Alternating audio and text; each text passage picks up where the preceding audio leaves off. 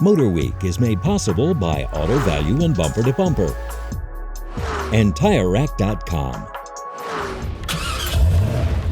Replacing your own brake pads, rotors, or even calipers is a great way to save some dollars and keep your car safe on the road.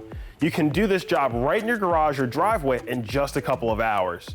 There are plenty of tutorial videos online showing the specific processes for most vehicles. So take a few minutes and watch before you wrench. Here's a few tips to get you started. Always support your car with one or more jack stands. Never work under a vehicle that is supported by only a jack. In most cases, there are two bolts holding the caliper to the bracket. Remove these and hang the caliper by hooking it to a spring or suspension piece so you don't put stress on your brake line and have to replace that too. Your new brake pads may come with clips and shims or wear indicators that need to be installed into the carrier bracket. Take note of how these pieces are oriented or take pictures for reference and install these in the same position as the old ones. Coat the shims and the back of the pads and anywhere that there is metal to metal contact, lightly with brake caliper lubricant. Before the caliper will fit over the new thicker brake pads, you'll need to retract the pistons into the caliper by forcing the brake fluid back into the lines and master cylinder.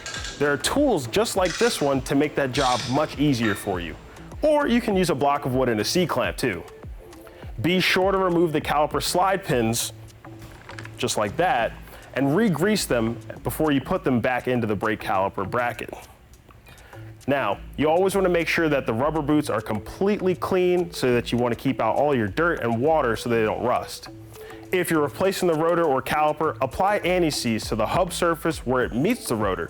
Don't go crazy with this stuff. A little goes a long way and it will make a mess. When, not if, you get any on you. Be sure to clean the surface of the rotor on both sides with brake clean to remove the factory protective coating.